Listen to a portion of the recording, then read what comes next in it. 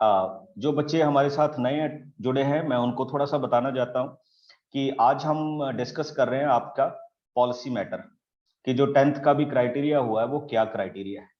Okay, तो उस criteria में देखिए आज की डेट का ये सर्कुलर है 1/5/2001 का। सीबीएसई ने इस सर्कुलर को आपके मतलब अभी अपलोड किया है अपनी साइट पे। ठीक, 14/4 को ये बोर्ड ने कैंसिल किए थे एग्जाम 10th के, और उसमें आपको कहा गया था कि ये जो क्राइटेरिया होगा ये ऑब्जेक्टिव क्राइटेरिया होगा, जो आपके माइंड में चल रहा था कि व्हाट इज ऑब्जेक्टिव कैरियर। आगे है कि अगर आप इस क्राइटेरिया से सेटिस्फाइड नहीं होंगे, ठीक है, तो आपको एक कंडीशन, एक चांस दिया जाएगा कि you can give a paper in the next stage. Okay, उसके बाद ये बोर्ड के सामने क्या चैलेंज थे, किस तरह से ये प्रोसेस बनाना था कि ये आपके पास फेयर हो और सब लोगों को इसके लिए अच्छा पता चले। ओके, तो ये हो गया। अब what is the objective policy? Objective policy क्या है बच्चे, वो देखिएगा। ऑब्जेक्टिव जो आपके माइंड में बार बार आ रहा था कि what is objective policy of that one, तो इन्होंने कहा before us while undertaking the task 4 की principal of any evaluation namely reliability, fairness, flexibility and validity। तो इन चारों प्रिंसिपल्स को फॉलो किया गया है इस ऑब्जेक्टिव क्राइटेरिया में। Okay, school leaders, teachers should ensure that evaluation process as laid down below understood by all the stakeholder, कि ये सबको पता होना चाहिए कि क्या हो रहा है जिसकी हम यहां पे क्लास अभी कर रहे हैं। ओके, अब आइए व्हाट इज द प्रोसीजर। ये आपके काम की चीज आ गई। Out of a maximum 100 marks, ये आपको पता है आपके हर एक सब्जेक्ट के कितने मार्क्स होते हैं, 100 मार्क्स। ओके, 20 मार्क्स की और इंटरनल असेसमेंट होती थी, वो पहले भी होती थी अब भी है। 80 मार्क्स आपके क्या होते थे, at the end of the board exam के होते थे, कि आपने 80 में से जितने मार्क्स लिए प्लस 20 आपकी असेसमेंट जितनी हुई, तो उस तरह से ये मार्क्स क्राइटेरिया होता है। अब देखिए जो इंटरनल असेस है 20 मार्क्स भी, ठीक, वो एज इट इज रहेगी, जैसे पहले थी वो इस बार भी ऐसी रहेगी इंटरनल असेसमेंट। ओके, अब जो बोर्ड के कैंसिलेशन हुए हैं 80 मार्क्स भी असेसमेंट ये स्कूल करेंगे। 80 मार्क्स की असेसमेंट क्या करेंगे, schools, based on the marks scored by candidate on different test and exams, यानी जो भी डिफरेंट डिफरेंट टेस्ट या एग्जाम हुए उनके बेस्ड पे होगी ये। Okay, conducted by the school during year end, मतलब लास्ट ईयर में जो जो भी उसमें क्राइटेरिया फॉलो हुए, जो भी टेस्ट हुए उसी के बेस्ड पे होगी। The marks should be with the past performance of the school of class 10th board examination, मतलब जो भी आपने 10th में इंटरनल एग्जाम दिए उसी के बेस पे होगी। ये आपको ऑलरेडी पता भी था। अब इसके लिए क्या किया जाएगा, देखिए आपका रिजल्ट कैसे प्रिपेयर किया जाएगा। तो रिजल्ट प्रिपेयर किया जाएगा, इसमें एक कमेटी बनेगी जिसमें आपके स्कूल के प्रिंसिपल एंड 7 टीचर्स होंगे। ठीक है, 5 टीचर ये वाले होंगे, देखिए नोट कर लीजिएगा, मैथमेटिक्स जो आपको टीच करते हैं, social science, science and 2 language, Hindi and English, ये 5 टीचर होंगे। और नेक्स्ट कौन होंगे, प्रिंसिपल होंगे, and 2 teachers from neighbouring schools. अब ये 2 टीचर होंगे जो नेबरिंग स्कूल के होंगे। लैंग्वेज का मतलब बच्चे कुछ भी हो सकता है, हिंदी, इंग्लिश, फ्रेंच, जो भी आपने लिया। तो ये जो स्कूल टीचर्स होंगे they are from the neighbouring school, और ये आपके पास एक्सटर्नल मेंबर होंगे, यानी ये स्कूल की कमेटी में कौन से मेंबर होंगे, एक्सटर्नल मेंबर होंगे, यानी किसी दूसरे स्कूल से ये आएंगे, जैसे आपके सुपरडेंट या दूसरे आते थे, तो ये ऑप्ट करने होंगे। Okay, rules for the constitution of the committee and their responsibility in given, चलो वो आपके काम की नहीं है, वो नेक्स्ट दिया हुआ है कि उनकी रिस्पॉन्सिबिलिटी क्या रहेगी। ये जो बाहर से टीचर आएंगे ये इंश्योर करेंगे कि आपका जो रिजल्ट है वो बहुत अच्छी तरह से क्या किया जाए, प्रिपेयर किया जाए। ओके, अब आइए नेक्स्ट वन। ठीक बच्चे, ये आपके काम की चीज आ गई, record of evidence of assessment. क्या क्या रिकॉर्ड होगा, The evidence towards the performance of the student in the internal test examination conducted by the school should be documented student wise and maintained in a secure manner. कि जो भी आपने test दिए हैं उनको डॉक्यूमेंटेड किया जाएगा। डॉक्यूमेंटेड मतलब उसका कोई ना कोई क्या होना चाहिए, प्रूफ होना चाहिए। These document may be called upon for the subsequent verification as per the instruction of the board। यानी ये बोर्ड बाद में स्कूल से मांग सकता है। मान लीजिए आपका कोई ऑनलाइन एग्जाम हुआ है या ऑफलाइन एग्जाम हुआ है, तो उनको स्कूल अच्छी तरह से अपने पास संभाल के रखेगा। ओके, आई थिंक आप सबने ऑनलाइन या ऑफलाइन एग्जाम दिए ही होंगे। कई जगह पे ऑफलाइन भी हुए हैं, कई जगह पे नहीं हुए। Okay, next one. अब आइए, as per the information collected from the school through regional office of CBSE, school have conducted different types of number of tests। आपके स्कूल ने भी किए हुए हैं। Broadly, the following exam tests are common and will be used for school based assessment and weightage in terms of maximum marks of the school who have been conducted the above test exam is given below। अब देखिए क्या क्या होगा।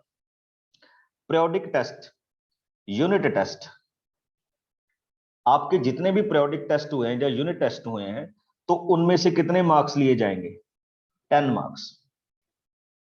यानी suppose कीजिए आपके जो test हुए हैं वो 40 मार्क्स के हुए हैं, ठीक है, यूनिट टेस्ट, तो उसमें से कितने मार्क्स का लिया जाएगा, 10 मार्क्स। बेस्ट, मान लीजिए आपने 40 में से 40 स्कोर किया तो आपके ये 10 मार्क्स लग जाएंगे। Next, half yearly and mid term exam. अब मान लीजिए हाफ ईयरली या मिड टर्म एग्जाम है तो उसमें से आपके कितने मार्क्स ले लिए जाएंगे, 30। मतलब उसको 30 में कन्वर्ट कर लिया जाएगा। कैसे, सपोज कीजिए आपके हाफ ईयरली का एग्जाम था 80 मार्क्स का और आपने उसमें से 80 ही स्कोर किए, तो आपके कितने मार्क्स कंसिडर किए जाएंगे, 30 मार्क्स कंसिडर किए जाएंगे। जिसके कम होंगे उसके उसी रेशो में बना लिए जाएंगे। ओके, लास्ट में आपका क्या आ जाता है, प्री बोर्ड। ये हर एक सब्जेक्ट के लिए बच्चे, हर एक सब्जेक्ट के लिए। ओके, लास्ट में आपका आ जाता है प्री बोर्ड। सपोज कीजिए आपका प्री बोर्ड 80 मार्क्स का हुआ था और आपने 80 ही स्कोर किए, तो आपके कितने मार्क्स लग जाएंगे, 40। यानी अगर आपने अपने पीरियोडिक टेस्ट, हाफ ईयरली और प्री बोर्ड में पूरे पूरे नंबर लिए हैं तो आपके टोटल मार्क्स कितने लग जाएंगे, 80 लग जाएंगे। और अगर आपने कम लिए हैं तो उसी हिसाब से क्या हो जाएगा, कम हो जाएगा। Got it? तो ये आपका क्राइटेरिया रहेगा, ठीक। हाँ, एक चीज और देखिएगा कि आपके साथ कोई पार्शियलिटी ना हो या आपके साथ कोई गलती ना हो।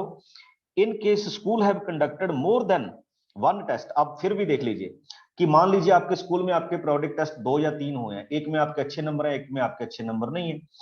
One test exam within each category, the result committee may fix the weightage to be given to each test exam within the category of subject to the overall maximum marks for that category। ठीक। For example, if a school has conducted 2 or 3 pre-boards exam, it may decide to take an average of the 3 exam। देखिए बड़ा अच्छा किया ना कि मान लीजिए आपके 3 pre-boards हुए हैं तो एक आपका बहुत अच्छा हो गया और एक आपका बुरा हो गया, तो उनकी क्या करेंगे स्कूल, एवरेज बना लेंगे। ठीक, take the best performance in the 3 test और give a weightage of each exam as consider suitable. यानी सॉरी, मैं उसमें बात करना चाहता हूं कि उसमें से जिसमें आपकी बेस्ट परफॉर्मेंस होगी उसको कंसिडर कर लिया जाएगा। जिसमें आपकी क्या होगी, बेस्ट परफॉर्मेंस होगी, उसको कंसिडर कर लिया जाएगा। ओके, प्री बोर्ड में से अब आते हैं।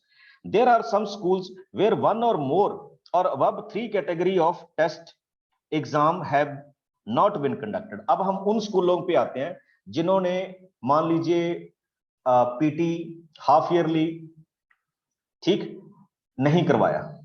फिर उनमें क्या होगा, there may be difference in the terms of mode of conduct of examination, कि किसी का ऑफलाइन हुआ, किसी का ऑनलाइन हुआ, डेफिनेटली है। कहीं कहीं पे ऑफलाइन हुए हैं, कहीं कहीं पे क्या हुए हैं, ऑनलाइन हुए हैं। आपके मन में भी डाउट होगा कि जिन्होंने ऑनलाइन दिए उनके तो नंबर अच्छे आ गए, जिन्होंने स्कूल में जाके दिए तो शायद उनके नंबर अच्छे नहीं आए। ठीक है, ऑनलाइन और ऑफलाइन, आपके मन में भी डाउट होगा कि ऑनलाइन ऑफलाइन में क्या होगा चक्कर। Also, it is possible that some of the student may not have appeared in any or some of the examination conducted by the school. ये भी हो सकता है कि कोई स्टूडेंट किसी एग्जाम में क्या ना हो सका हो, अपीयर ही हो ना सका, ठीक है। तो अब हमारे पास क्या आएगा, in the above cases result committee constituted bye the school will have to address these challenges based on the analysis and study of the situation prevailing in the school and thereafter draw up a criteria for the assessment of 80 marks. The aim should be to cover as broad range of assessment objective as possible. The rationale for the criteria should be well thought out, objective, and should be documented in the form of document C in annexure 2। मान लीजिए किसी school में कोई exam हुआ ही नहीं, या किसी बच्चे ने कोई एग्जाम दिया ही नहीं, या किसी स्कूल में ऑफलाइन हो गया या किसी स्कूल में ऑनलाइन हो गया, तो जो हमने स्टार्टिंग में कहा था कि एक कमेटी बनेगी, क्या बनेगी, कमेटी बनेगी, जिसमें आपके स्कूल के प्रिंसिपल, आपके सब्जेक्ट टीचर और 2 टीचर बाद में होंगे, तो वो डिसाइड करेगी कि उस केस में क्या करना है, उसका क्राइटेरिया हमें आगे दिया होगा।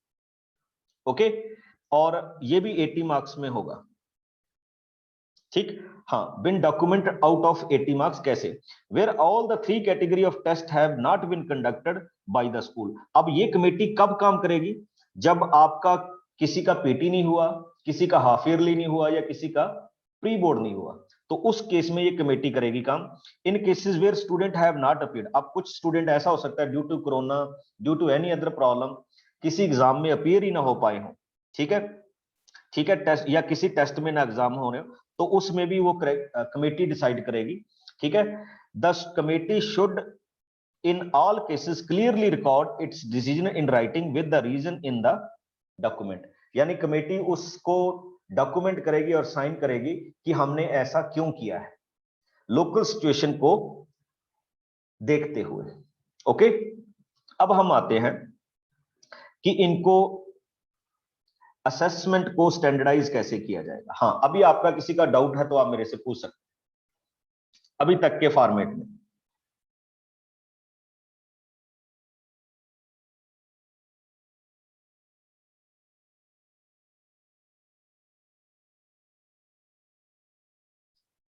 रेखा,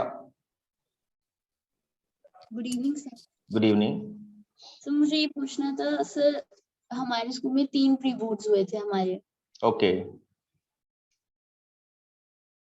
yes yes, carry on. Full थे, बाकी दोनों में तो कौन से वाले कंसिडर होंगे, या average?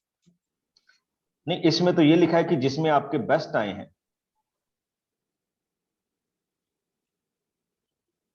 Okay, thank you sir. Okay, उसी में हो गए। आर्यन, सर चाहे अगर वो हमारे ऑनलाइन हो ऑफलाइन, सर वो उसमें से कंसीडर्ड होगा अगर हमारे ऑनलाइन में बेस्ट आए और ऑफलाइन में सर तो थोड़ा नेचुरली है बेटे, वो तो एग्जाम ही है, ठीक है, वो तो एग्जाम ही है, उसमें कोई इशू नहीं है, ठीक। अक्षित मिश्रा। सर मैं ये पूछ रहा हूँ, मतलब प्री बोर्ड का जैसे ओवरऑल परसेंटेज देखा जाएगा या फिर सब्जेक्ट वाइज मार्क्स होंगे? क्या देखा जाएगा बच्चे? मतलब ओवरऑल परसेंटेज, जैसे कि प्री बोर्ड, मतलब लेट्स सपोज जैसे प्री बोर्ड 2 में मेरे 89 समथिंग परसेंटेज आई थी टोटल में, और प्री बोर्ड 1 में मेरी वही कुछ 76 के आसपास थी। तो मतलब तो वो टोटल परसेंटेज जो है उससे लेंगे या फिर जो सब्जेक्ट वाइज मार्क्स है उनसे कंसीडर करेंगे? नहीं, सब्जेक्ट वाइज बच्चे, सब्जेक्ट वाइज, ये तो सब्जेक्ट वाइज चलेगा क्राइटेरिया।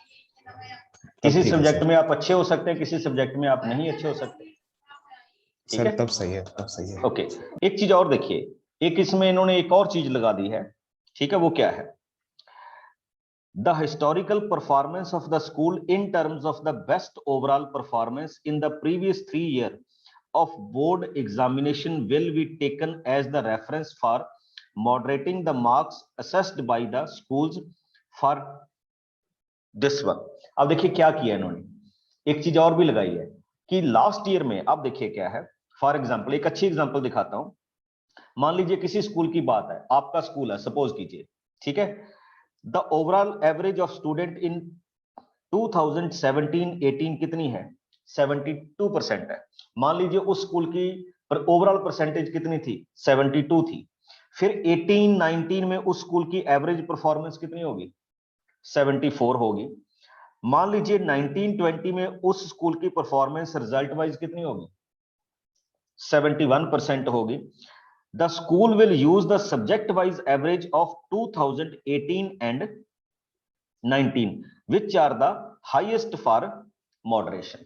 कि मान लीजिए अगर स्कूल ने अपने किसी रिजल्ट को थोड़ा सा ठीक भी करना है तो जो स्कूल का बेस्ट रिजल्ट होगा वो उसको कंसिडर कर सकते हैं, ठीक है, मॉडरेशन करने के लिए। ये स्कूल का है, आपकी तरफ से इतना की ये परफॉर्मेंस है। ओके, अब थोड़ा सा और चलते हैं,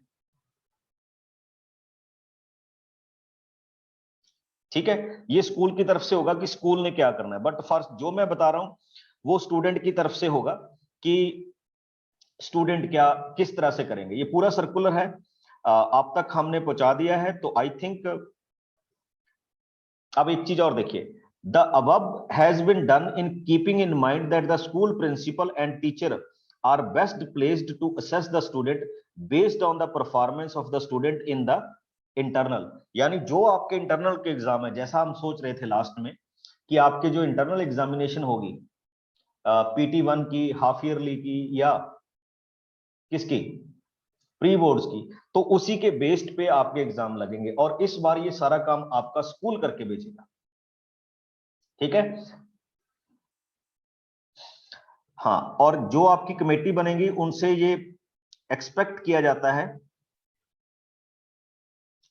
कि वो फ्लेक्सिबिलिटी यानी ऑटोनॉमी के साथ बात करे, मतलब इन नंबर्स को लगाएगी, उनके ऊपर कोई भी प्रेशर नहीं होगा। और जो भी आपका रिकॉर्ड है, जो आपने पेपर दिए हैं, उनको बड़े ध्यान से संभाल के रखा जाएगा। आई थिंक आप सब बच्चों ने पेपर तो दिए ही होंगे, ऑनलाइन दिए या ऑफलाइन दिए हैं, तो आप सब ने वो एग्जाम दे ही होंगे, ठीक। अब क्या होगा, सीबीएसई कैसे कंट्रोल करेगी इसको? Verification of the record by CBSE. CBSE में depute team to verify the document and the process of allocating marks uploaded to ensure the correctness of the same। यानी सीबीएसई जो भी स्कूल आपके marks upload करेगा उसको check कर सकती है, ठीक है। ईच स्कूल का डाटा सीबीएसई क्या कर सकती है, चेक कर सकती है। Schools identify based on the data analysis. मतलब ये आपके मतलब का नहीं है, जो स्कूल आपको नंबर देगा तो ऐसा नहीं है कि वो सबको 100% दे दे या सबको 50% दे दे, ओके, या किसी के साथ पार्शियलिटी कर दे। तो स्कूल को भी आगे रिस्पॉन्सिबल रहना होगा कि वो कैसे नंबर दे रहा है, किस बेस पे दे रहा है, आपने किस प्री बोर्ड में कितने नंबर लिए, तो उसको पूरा डाटा डॉक्यूमेंट करना होगा, ठीक है। और अगर वो ऐसा नहीं करता तो उनके खिलाफ भी कार्रवाई हो सकती है कि मान लीजिए वो आपके साथ कोई पार्शियलिटी करता है, आपको कम नंबर देते हैं या कुछ और, तो उनके साथ भी क्या हो सकता है, ठीक, दिक्कत हो सकती है। और एक बार जो स्कूल ने डाटा फाइनल कर दिया या अपलोड कर दिया, वो क्या होगा, ठीक, फाइनल होगा। एक चीज और देखिए, candidate not appeared in any assessment. मान लीजिए if a candidate has not appeared in any assessment conducted by the school may conduct an offline or online telephonic one-to-one assessment and record documentary evidence to certify the recommendations। क्या होगा कि मान लीजिए आप में से कोई एक बच्चा है जो स्कूल में कोई भी एग्जाम नहीं देके आया, कभी गया ही नहीं, तो स्कूल अब भी उनका टेलीफोनिकली एग्जाम ले सकता है या असेस कर सकता है उसको, कि मान लीजिए उसने कोई भी असेसमेंट नहीं की तो स्कूल अभी भी उनकी एक असेसमेंट कर सकता है। Got it? तो उनके लिए भी चांस है, जो बच्चों ने कोई भी एग्जाम नहीं दिया, चाहे किसी बीमारी की वजह से या किसी और वजह से, तो वो भी इस एग्जाम में उनको भी इस चीज का बेनिफिट मिलेगा। यस अक्षित? Yes please. चलिए कोई बात नहीं। The student may be assessed objectively on the basis by the school out of maximum marks of each subject। यानी क्या होगा, स्कूल उनको कोई छोटा मोटा टेस्ट देके भी उनको क्या कर सकता है, असेस कर सकता है, ओके। जिस कैंडिडेट ने कोई भी टेस्ट नहीं दिया due to any reason, okay. आगे चलते हैं। अब एक चीज और देखिएगा, result of more than 5 subjects, okay. In case student has offered different subjects other than the 5 major subject. मान लीजिए आपने कोई और भी सब्जेक्ट लिए हैं जो आपके 5 सब्जेक्ट है, ठीक है, जैसे पेंटिंग, म्यूजिक, ठीक है, ऐसे सब्जेक्ट लेते हैं ना बच्चे। मोर देन 5 सब्जेक्ट के अलावा, 5 तो आपके मेजर सब्जेक्ट हो गए, उनके अलावा सपोज कीजिए कोई कैंडिडेट लेते हैं, the mean marks of the best 3 subject out of maximum allotted marks after conversion in case of maximum marks are other than 80 may be awarded in these subjects while calculating marks maximum marks being allocated to the subject be kept in mind। ठीक है, तो इसका data एक इसमें available है बच्चे। उन्होंने क्या कहा कि अगर आपके ज्यादा आपको सब्जेक्ट ऑफर किए गए हैं तो उनका कोई एग्जाम वगैरह कंडक्ट नहीं हुआ तो उनके मार्क्स भी जो आपके ये 5 मेजर सब्जेक्ट है उन्हीं के बेस पे क्या किए जा सकते हैं, एलोकेट किए जा सकते हैं। जैसे म्यूजिक हो गया या आप कुछ और लेते हैं, पेंटिंग वगैरह लेते हैं। सूर्यांश।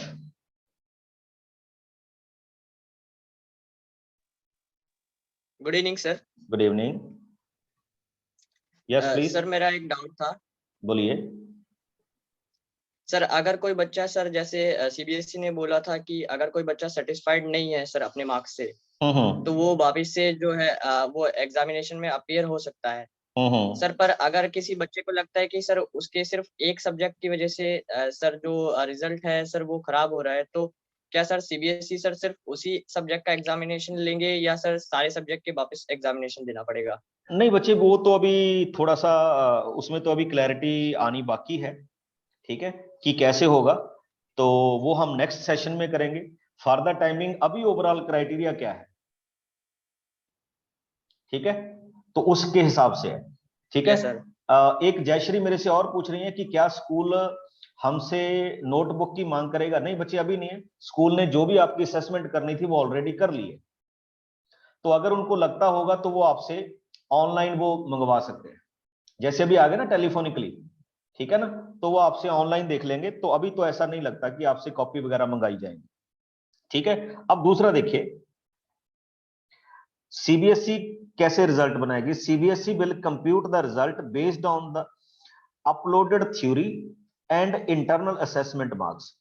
यानी क्या होगा कि जो भी आपके थ्योरी के मार्क्स अपलोड किए गए हैं और इंटरनल असेसमेंट के मार्क्स आपके स्कूल ने अपलोड किए हैं, तो दोनों के बेस पे आपका रिजल्ट क्या करेगी, रिजल्ट बना देगी। दूसरा देखिए, at the time of computation of the result board policy of awarding grace marks will also be applied. Suppose कीजिए कि आपके स्कूल की असेसमेंट देने के बाद भी बच्चा कोई फेल हो रहा है, तो बोर्ड की जो ग्रेस पॉलिसी होती है मार्क्स देने की वो एज इट इज रहेगी। मतलब ऐसा नहीं होगा कि बोर्ड कुछ नहीं करेगा, तो बोर्ड भी आपकी उस प्रोसेस में क्या कर सकता है, हेल्प कर सकता है, ठीक है।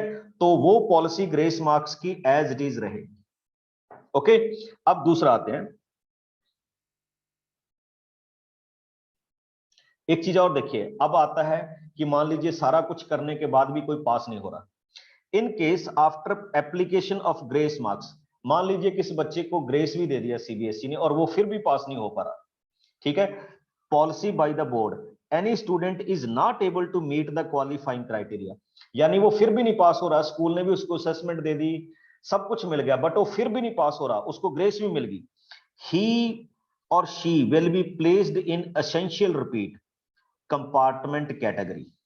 यानी फिर भी अगर तो वो क्या हो गया कि ज्यादा सब्जेक्ट में ऐसा हो रहा है उसके साथ, तो फिर तो उसको एसेंशियल रिपीट, जिसको हम दूसरी टर्म में फेल बोल देते हैं, ठीक है, फिर तो उसको एसेंशियल यानी फेल का नाम अब क्या हो गया है, एसेंशियल रिपीट हो गया है, ठीक है। तो फिर तो उसको एसेंशियली रिपीट करवाया जाएगा 10th में, और अगर वो एक आधे सब्जेक्ट में हो रहा है ऐसा उसके साथ, तो फिर उसको क्या दी जाएगी, कंपार्टमेंट दी जाएगी, दैट पर्टिकुलर सब्जेक्ट, ठीक है। तो ये आपके पास आ सकता है। अब आइए बच्चे, जो आपने पूछा कंपार्टमेंट एग्जाम कैसे होंगे। मान लीजिए किसी बच्चे ने सारा कुछ बढ़िया कर दिया, उसको साइंस में कंपार्टमेंट मिल गई, ठीक है।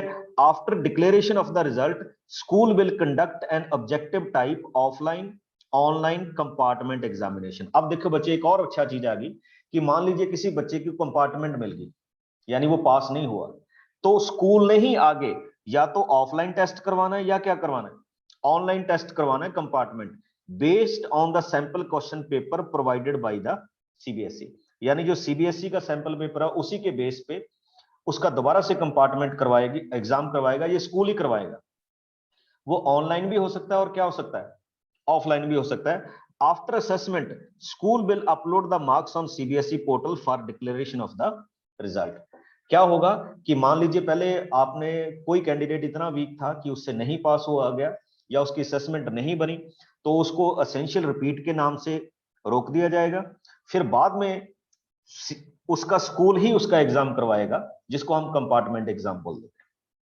ठीक, अब आगे देखिए, in case student is not able to meet the qualifying criteria he she may be allowed to continue in 11th। एक अच्छी चीज और आ गई आपके लिए कि अगर किसी कैंडिडेट को एसेंशियल रिपीट दिया जाता है तो उसको 10th में नहीं रखा जाएगा बच्चे, उसको किस में अलाउ कर दिया जाएगा, 11th में अलाउ कर दिया जाएगा। In case the student is not able to meet the qualifying criteria, he may be allowed to continue in 11th class। यानी उसको अलाउ किया जाएगा किसमें, कंटिन्यू करने के लिए। ये पीडीएफ बच्चे आपके फोन में पहुंच चुका है, ये पूरे का पूरा पीडीएफ हमने आपके फोन में पहुंचा दिया है, नोट कर लीजिएगा, आपके फोन में ये ऑलरेडी आ चुका है। नेक्स्ट वन आइए, वेरिफिकेशन कैसे होगी। Policy of verification of marks providing photocopy of answer books revaluations. An assessment has been done by school and the answer books have been shown handed over to the student by the school. Process of verification of marks providing photocopy and revaluation scheme will not be applicable this one। जैसे आप ये चीज की मांग नहीं कर सकते बच्चे कि हमें आंसर बुक्स दिखाई जाएं, ठीक है। मतलब इस बार आप आंसर बुक्स नहीं मांग सकते स्कूल से कि हमारे कितने मार्क्स लगे, कितने मार्क्स नहीं लगे, क्या क्राइटेरिया आपने अप्लाई किया, तो वो आप उनसे स्कूल से इस बार मांग नहीं सकते इस सेशन के लिए, ठीक है। जैसे लास्ट ईयर किसी के कम मार्क्स आते थे वो बोर्ड से अपनी कॉपी निकलवा लेता था, तो इस बार ये वाला प्रोसेस एप्लीकेबल नहीं है। ओके, अब आ जाइए एक और चीज, मैथमेटिक्स में जो स्पेशली हमारा सब्जेक्ट है उसमें कई बच्चों ने बेसिक लिया होगा शायद, ठीक है, 10th में। ओके, अब उनके लिए 11th में क्या है, ठीक है, in continuation of the circular this one. ठीक, अब फिर से देखिए बच्चे, ये एक सर्कुलर आया था हमारे पास, exemption has been extended to permit mathematics 01 in class 11th if a student has offered mathematics basic in class 10th। all other conditions are, मतलब जिस बच्चे ने 10th क्लास में क्या लिया था, बेसिक लिया था, वो 11th में नॉन मेडिकल के साथ मैथ ले सकता है, कोई प्रॉब्लम नहीं उसको, ठीक है। लास्ट ईयर भी ये क्राइटेरिया हो गया था, तो इस बार भी वो क्या कर सकता है, बेसिक वाला भी क्या कर सकता है, दूसरा मैथ ले सकता है। ओके, अब आता है इनकी डेट्स कि ये सारा प्रोसेस कब कब होगा, क्या क्या डेट्स चलेंगी, ठीक है। अब इसके लिए उन्होंने टाइमलाइन बनाई है, ठीक है, कि कैसे रिजल्ट कब डिक्लेयर होगा, कैसे कैसे चलेगा। ओके, तो वो देखिएगा, ये मैं नेक्स्ट दिखाता हूं आपको, ये अभी आपके काम की चीज नहीं है स्टूडेंट्स के, ये स्कूल्स के लिए है, ठीक है। ये डॉक्यूमेंट्स हैं जिनको रिकॉर्ड करेंगे स्कूल।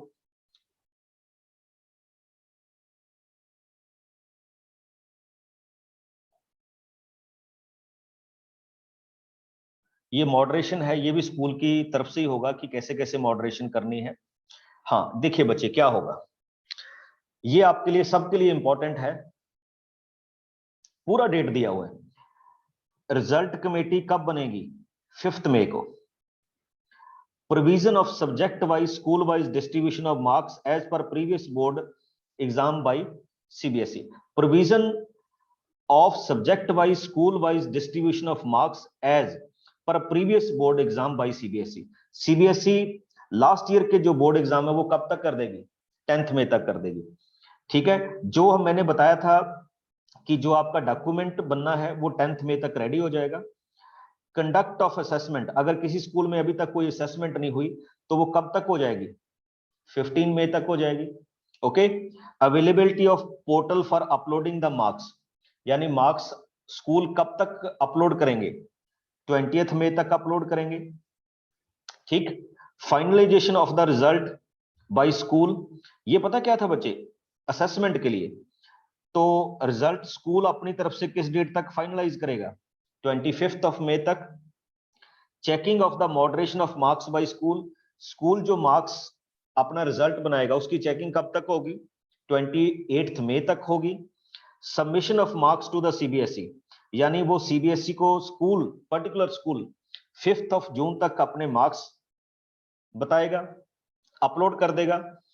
इंटरनल असेसमेंट 11 जून तक की जा सकती है, और आपका जो रिजल्ट है वो कितने जून को रिजल्ट होगा, 20 जून को आपका रिजल्ट फाइनली मिल जाएगा। ओके, तो this is the overall criteria of the school result, कि how you will get the availability. क्योंकि अभी ये नया नया आया है, हो सकता है 1-2 पॉइंट मेरे से ज्यादा क्लियर ना किए गए हो, but you will get that criteria. Okay, आप सबको पीडीएफ भेज दिया गया है, तो होप सो कि आप इसको अच्छी तरह से रीड करेंगे। बच्चे मैं अभी इसमें नहीं कह सकता कि जो मैंने बताया है वो सारा कुछ सही बताया है, इसको हम एक बार और रिजल्ट में देखेंगे, अच्छी तरह से पढ़ेंगे, और फिर इसका हम नेक्स्ट सेशन करेंगे। क्योंकि अभी ये 10-15 मिनट पहले ही आया, तो मेरे से जितना जितना किया गया तो मैंने वो एनालिसिस आप तक भेजा है।